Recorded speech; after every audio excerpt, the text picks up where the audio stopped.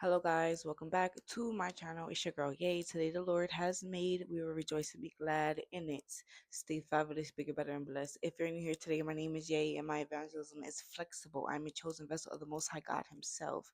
Okay, today God is saying there is a warning from upcoming judgment for your enemies. Okay, you are protected. Okay, it is very crucial that you understand God's discipline, okay? Especially if we have young children or a younger generation to point them to Christ, okay? That's the only thing that we can do. And God teaches us in Proverbs 19:18 how to avoid fools and their foolishness of the generational downfall. Okay, those who live by the sword also die by the sword, okay? And those who escape her and live their life the right way. Okay, they are all traps of the enemy. All right. God is saying the Lord has performed his word and he has spoken it. Okay, justice will be served for you. Okay. We're going to be reading Lamentations 2:22. Okay. And he's saying the kingdom shall be the Lord's. Okay. And yes, I know I'm saying okay. All right. Okay. Listen. But for real though, 2 Chronicles 4:13 is what we're going to be referring to. God is saying justice is served, and we're going to be reading Acts 5:4 and Lamentations 2:22. The overall message of this imagery of a joyous festival and a time of terror to emphasize the magnitude of the devastation. The enemies are called forth as if for a feast, but instead of celebration, there is only destruction and death. We're going to be reading Acts 5:4.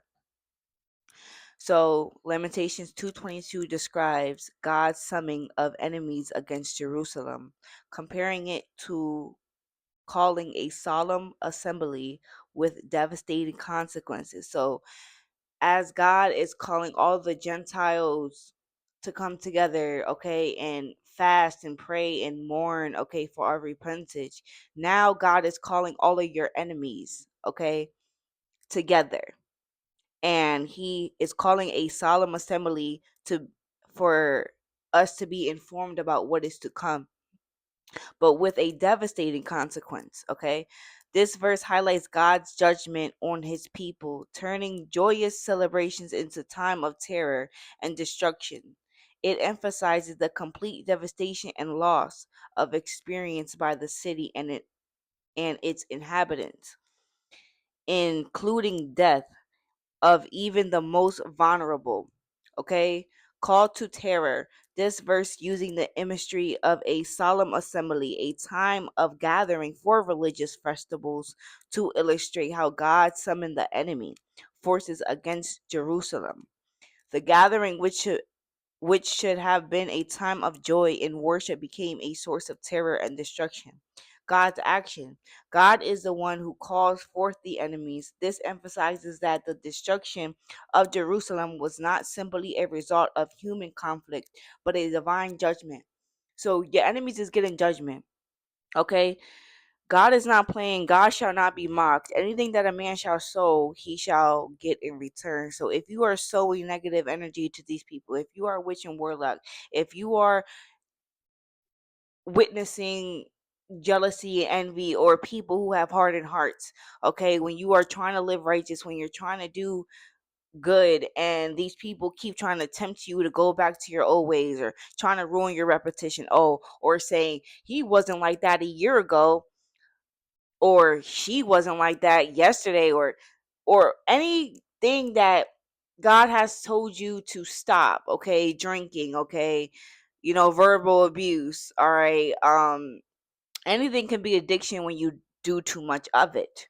So when God has called you away from these people, places, and things, these people tend to look at you like if you're better than them and they look down on you. But God is saying, you shall not hinder my child. You shall not talk about that to my child, okay? You shall not act like that to my child. All right, these people, especially in your friends, your family, and your 9 to 5 workplace, okay, don't think that you are cut for the job, so they tend to look down on you and your downfall for it. So God is saying it's not a physical conflict with these people, it's just a spiritual conflict with these people, and they are being judged.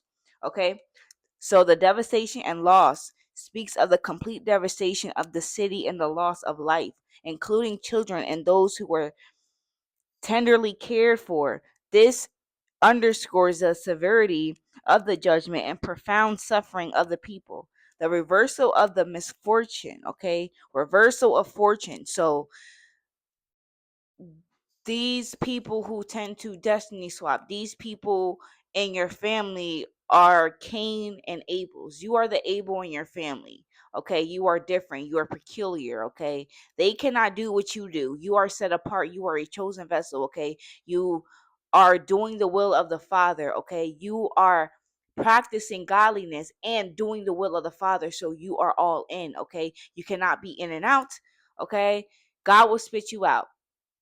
Simple as that. He does not like lukewarm, and he's dealing with the people who are lukewarm. He is dealing with the people who only ask God for A, B, and C and then don't do the rest. He's tired of those things. So just imagine someone playing in your face all day, and then they go ahead and blame you because you didn't give them what they wanted, or you didn't seek their welfare or their attention the way that they intended to. No, cut that off and create healthy boundaries with them. Some people leave, don't be in contact with them no more. Okay, and some people ask God to reveal to you what these people's intentions for you are about. But God is saying justice will be served. Whatever that the enemy tried to take away from you, God is going to restore. And this is a new moon coming up. So the new moon is here in this month, is blessings and redemption.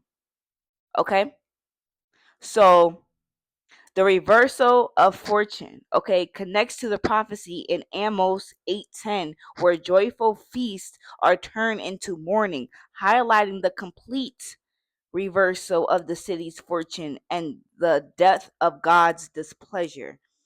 He is not playing with no child of God, okay?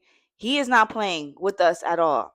He fiercely protects his children, people who follow his ways, people who try to do and live righteously. Okay, he is saying to your enemies, okay, even the ones that are close to you, be watchful, be alert, because a lot of these people around you are compromised by the enemy.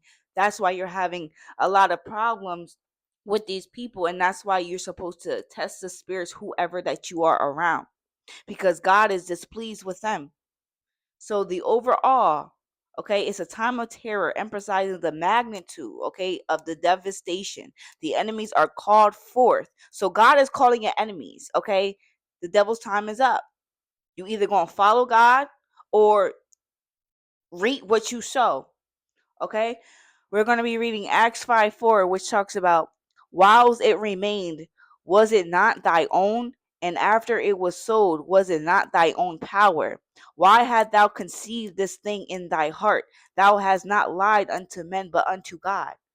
So these people can lie to you all they want. They can say that, oh, whatever, or I don't care about this person, or I don't care about them no more. But then when they're not around you, okay, they're ruining your reputation, they're talking bad on your name, okay, they're talking about your children, they want you to lose your house, they want you to lose your kids, they want you to lose opportunities in life because they're not happy with themselves. Okay, God is saying to your enemies, why do you look at a person like this and think that you're better than them? Okay, why do you have this malice in your heart towards the next person? If you would have asked me for this blessing, I would have gave it to you. But you didn't ask me. You went to go and give it to the devil. Okay, you didn't ask me. So any evil people can give you good gifts, but your Father in heaven, you think that he cannot give you good gifts?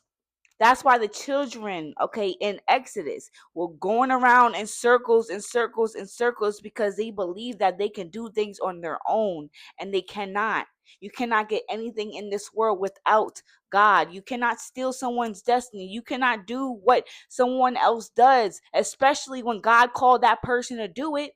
You're prophesying lies on God's name. You're prophesying lies on your brother and sister. You're trying to covet what other people have.